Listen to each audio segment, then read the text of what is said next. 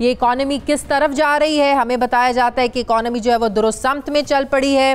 मैं बात करूंगी, मुझे ज्वाइन कर रहे हैं माहिर मौशियात डॉक्टर इशफाक हसन साहब। अस्सलाम वालेकुम, बहुत बहुत शुक्रिया डॉक्टर साहब। डॉक्टर साहब, हमें तो बताया जाता है कि ज़र मुबादला के ज़खायर बढ़ गए हैं, रेमिटेंसेस के हमारे बढ़ गए हैं, हुकूमत भी डॉलर को क्यों कंट्रोल नहीं कर पा रही है। अगर मैं आपको ये बताऊं कि पाकिस्तान पीपल्स पार्टी ने जब इक़्तिदार छोड़ा 2013 में 98 रुपए का डॉलर था, नून लीग ने इक़्तिदार छोड़ा 2018 में 115 का डॉलर था, 115 रुपए 26 पैसे। आज पीटीआई के दौर में 166 रुपए 28 पैसे का डॉलर है। सर, क्या वजह है कि रुपया दिन ब दिन गिरता जा रहा है? इसका एक जो आंसर है वो है आईएमएफ का प्रोग्राम। अच्छा, सिर्फ देखें, अभी आप देखें कि पहला साल इस हुकूमत का जब गुजरा तो एक स्टेट ऑफ क्राइसिस में थी, नहीं lurching from one crisis to another.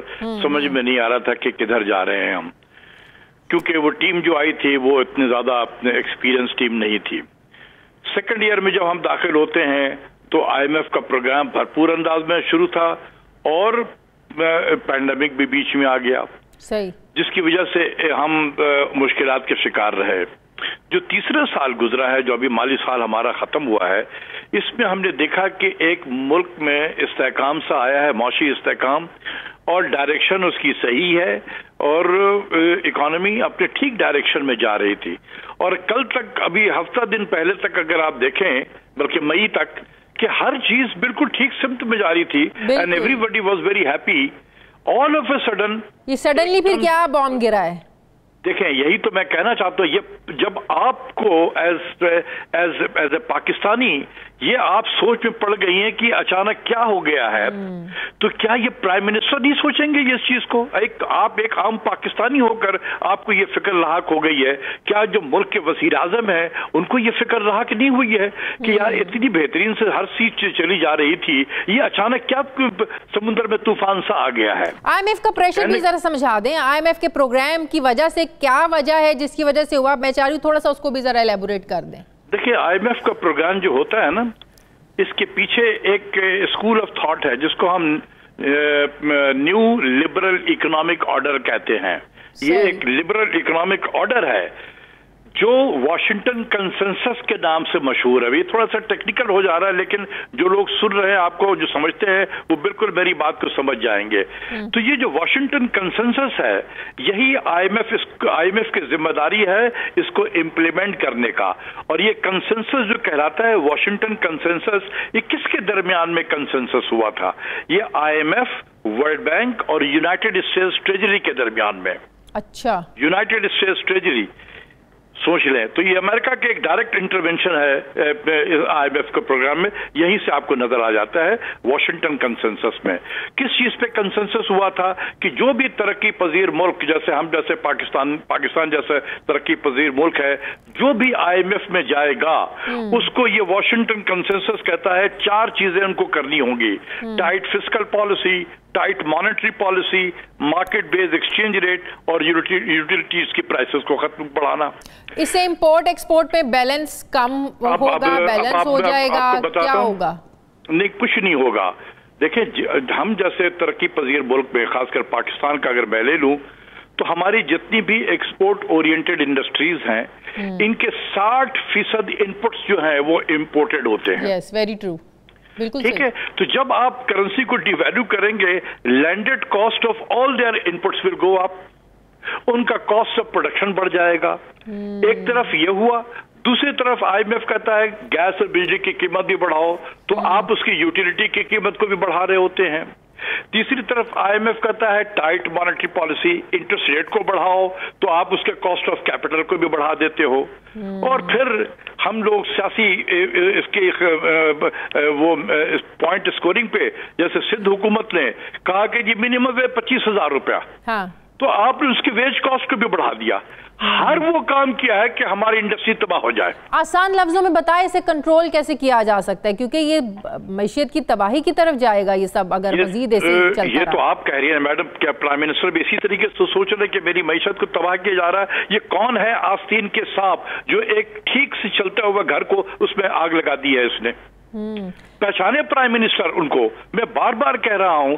इसके कैसे पहचाने? IMF के प्रोग्राम से तो नहीं निकला जा सकता। आप समझते हैं कि इस स्टेज पे निकला जा सकता है? सस्पेंडेड है मैडम। देखें, जब 2020 फरवरी से ये IMF का प्रोग्राम सस्पेंडेड रहा।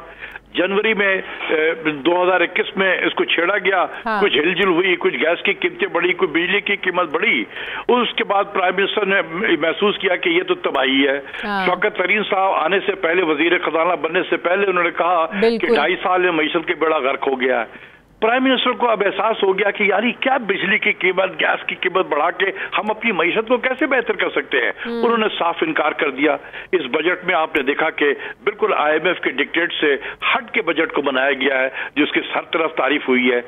तो इस पॉलिसीज का मई में ये एक्सचेंज रेट हमारा 7 मई को ये था 152 रुपया 27 पैसा। बिल्कुल बिल्कुल बिल्कुल। और उस वक्त हमारा जो स्टेट बैंक का रिजर्व था वो 15.77 बिलियन था। आज जो है यही एक्सचेंज रेट हमारा 166.28 पैसा हो गया है। और हमारा फॉरेन एक्सचेंज रिजर्व जो है वो 15 बिलियन से 15.77 बिलियन से ये कोई 22 बिलियन के करीब पहुंच गया। ये भी एक रिकॉर्ड है। आप खुद सोचे कि रिजर्व भी बढ़ रहा है और एक्सचेंज रेट भी नीचे जा रहा है। ये बड़ी गैर मामूली सी सिचुएशन है। ये इकोनॉमिक्स के उसूल के खिलाफ है। ये इकोनॉमिक्स के उसूल के खिलाफ है। कोई शख्स बैठा हुआ स्टेट बैंक में ये जानबूझकर इस हुकूमत के खिलाफ साजिश कर रहा है। इसका मतलब है अंदर से मैनिपुलेट किया जा रहा है। Of course. तो ये जानने में कोई ये क्या मतलब है? प्राइम मिनिस्टर साहब सोचें, क्योंकि इससे महंगाई का तूफान आएगा। आपने देखा कि चीनी इंपोर्ट करने के लिए जो है वो आज ICC ने इजाजत दी है। लैंडेड कॉस्ट गंदम इंपोर्ट कर रहे हैं, गंदम इंपोर्ट कर रहे हैं, लैंडेड कॉस्ट उसकी बढ़ जाएगी। गंदम महंगा अब बिकेगा पाकिस्तान में। गाड़ियां आप देखें इंपोर्ट करते हैं। जो है खुर्दनी तेल जो है पाम ऑयल वो महंगा बिकेगा पाकिस्तान में। तेल जो है अगर इंटरनेशनल मार्केट पे ना भी बढ़े तो मुल्क में लैंडेड कॉस्ट ऑफ ऑयल जो है बढ़ जाएगी। तो फिर वो ये ट्रांसपोर्ट के चार्जेस बढ़ेंगे, ये महंगाई में इस्तेमाल होगा ये। तो प्राइम मिनिस्टर एक तरफ तमाम कोशिश कर रहे हैं कि किसी तरीके से महंगाई को कंट्रोल किया जाए, दूसरी तरफ आस्तीन के सांप जो उनके हुकूमत में बैठे हुए हैं वही उनको वहां पर उनको नुकसान पहुंचा रहे हैं। ये प्राइम मिनिस्टर को सोचना चाहिए। बिल्कुल सही, बिल्कुल सही। बहुत बहुत शुक्रिया डॉक्टर इशफाक हसन, माहिर मौशियात हमारे साथ थे। नाज़रीन, इस वक्त दुनिया भर की नजरें अफगानिस्तान पर लगी हैं कि वहां पर हो क्या रहा है, आने वाले दिनों में क्या होगा। अक़वाम मुत्तहिदा, G7 ममालिक और यूरोपीय यूनियन के तमाम इजलासों में सिर्फ अफगानिस्तान और अफगानिस्तान पर ही बात हो रही है। वैसे तो अभी तक तालिबान और नेटो फोर्सेस के दरमियान कोई लड़ाई झगड़ा दिखाई नहीं दिया, लेकिन अब इनखला की तारीख को लेकर बात बिगड़ती हुई नजर आ रही है। कल तालिबान ने 31 अगस्त तक ना निकलने पर अमेरिका को धमकी दी, तो आज अमेरिकी सदर जो बाइडन का भी बयान आ गया कि 31 अगस्त को ही अमेरिकी इनखला की ये डेडलाइन है और इसमें तोसी नहीं होगी। इस बयान के आते ही वो सारी अफवाहें दम तोड़ गईं जिनमें ये दावा किया जा रहा था कि अमेरिकी इनखला की तारीख में तोसी की जाएगी। दूसरी तरफ वर्ल्ड बैंक ने अफगानिस्तान की सारी इमदाद रोक ली है और इंटरनेशनल मंसूबों की मद में आने वाली इमदाद भी फिल वक्त बंद कर दी गई है। अब सवाल ये है कि तालिबान की हुकूमत बनने के बाद निज़ाम सरकार चलाने के लिए, अपना निज़ाम चलाने के लिए पैसा कहाँ से आएगा। इससे पहले मगरबी बैंकों में पड़े अफगानिस्तान के लगभग 10 अरब डॉलर भी अमेरिका देने से इनकार कर चुका है। अब इन सारे फैसलों से मालूम होता है कि तालिबान के साथ गोला बारूद की जंगबंदी के बाद एक मालियाती जंग दुनिया छेड़ना चाहती है और तालिबान हुकूमत को माली तौर पर कमज़ोर करके उन्हें हुकूमत चलाने और फेल होने के लिए छोड़ दिया गया है। तालिबान के लिए एक तरफ पंजशेर का महाज है तो दूसरी तरफ अफगानिस्तान के जो सभी स्टेक होल्डर्स हैं इनको एतमाद में लेने का मुश्किल सा मरहला सामने है, जबकि अफगानिस्तान से भागने वाले शहरी भी एक मसला बने हुए हैं। इसलिए अफगान तालिबान ने कल अमेरिका से कहा है कि अब अफगानिस्तान से सिर्फ गैर मुल्की शहरी ही जा सकेंगे और किसी अफगान शहरी को ले जाने की ज़रूरत नहीं है। ये कहने के साथ ही तालिबान ने काबुल एयरपोर्ट के रास्ते अफगान शहरियों के लिए बंद कर दिए।